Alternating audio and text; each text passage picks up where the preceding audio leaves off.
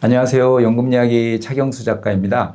평생 예금으로만 금융자산을 굴렸는데 이제는 3%짜리 예금도 귀합니다. 그래서 연금저축펀드와 IRP에서 연금 투자를 해보고 싶은 사람이 많습니다. 2024년 4분기에 IRP에만 7조 가까이 자금이 유입되었습니다. 그런데 계좌는 만들어 놨는데 뭘 어떻게 해야 할지 난감해합니다. 어렵고 신경 쓰기는 싫고 까먹을까 봐 겁나고 그렇다고 2%대 예금에만 굴릴 수도 없고 고민되시죠? 큰 욕심은 없는데 그래도 예금보다 조금 더 수익이 났으면 좋겠다. 이런 분들에게 도움 드리겠습니다. 어느 금융사가 좋지? 저는 보험과 은행만 피하라고 합니다. 예금을 하더라도 증권사 IRP 계좌에서 하라는 겁니다. 연금 계좌에서 매수할 수 있는 원리금 보장 상품 종류도 증권사가 더 다양합니다. 하지만 안타깝게도 여전히 은행의 IRP 계좌를 운용하는 사람이 가장 많습니다. 증권사는 위험할 것 같고 은행이 접근성도 좋다 보니 별 고민 없이 은행의 연금 계좌를 개설합니다. IRP 계좌 적립금의 경우 신한은행이 1위고 국민은행, 하나은행 순입니다. 요즘 가입하는 사람은 증권사를 많이 이용하지만 과거에 은행에 가입해둔 계좌가 워낙 많아서 아직도 은행 적립금이 증권사보다 훨씬 더 많습니다. 과거에는 은행 IRP를 증권사로 이전하려면 운용하고 있는 상품을 모두 매도해서 현금으로 이전했습니다. 이제는 은행이나 보험사에서 운용하고 있는 상품 그대로 들고 증권사로 현물로 이전이 가능하니까 가급적 증권사로 이전하십시오. 어느 증권사가 좋을까? 증권사 간 경쟁력 차이도 분명히 있지만 본인이 얼마나 아느냐가 더 중요합니다. 그런데 알아가는 건 시간이 걸립니다. 공부는 공부대로 하시고 우선은 대형 증권사를 선택하십시오. 대형 증권사의 기준이 뭘까요? 자본이나 재무 건전성 등 많은 기준이 있을 수 있는데 우선은 발행음을 발행할 수 있는 증권사는 대형 증권사로 보면 됩니다.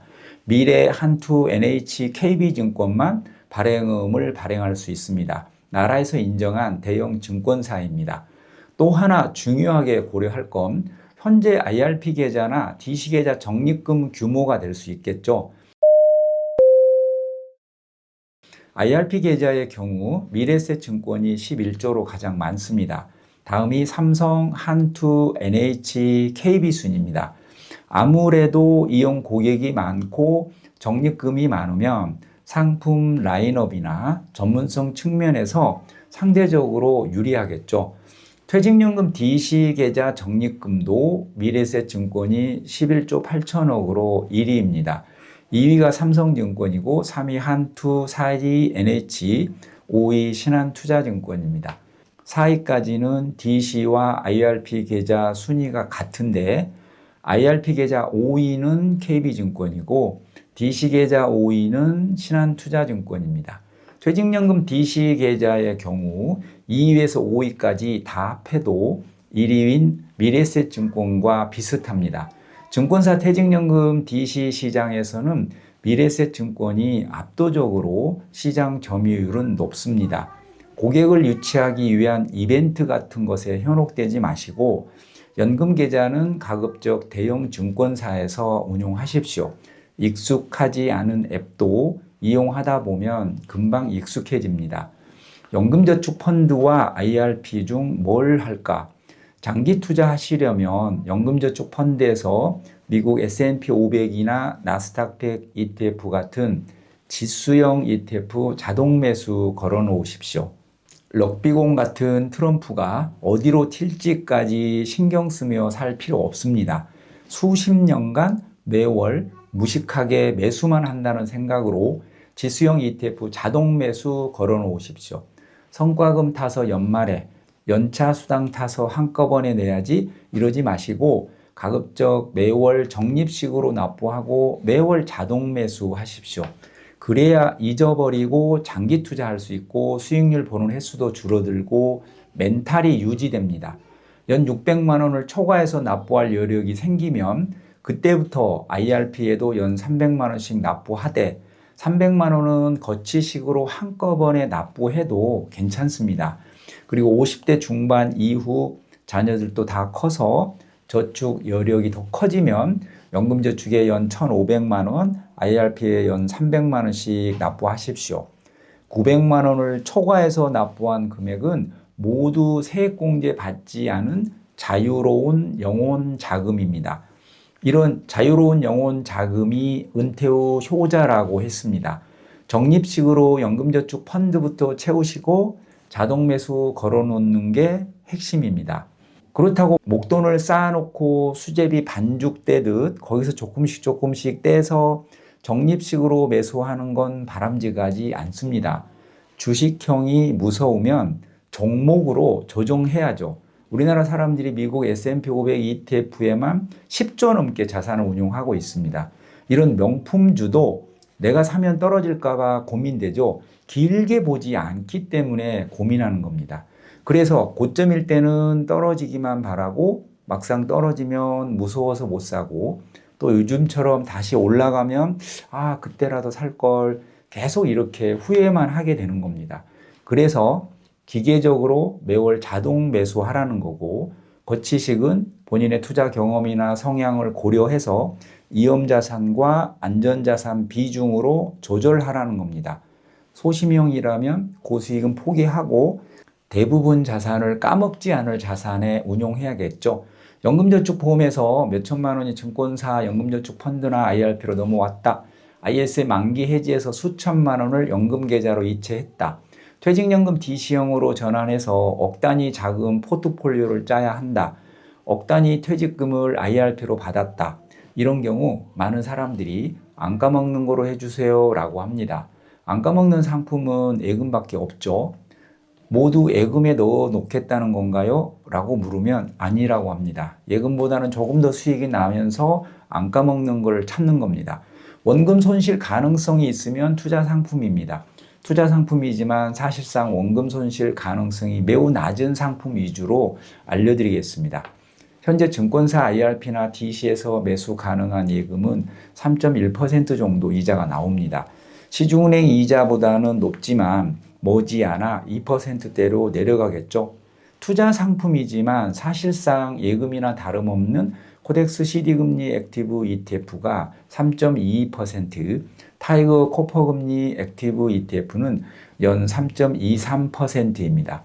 이런 상품은 예금은 아니지만 예금이라고 보시면 틀리지 않습니다.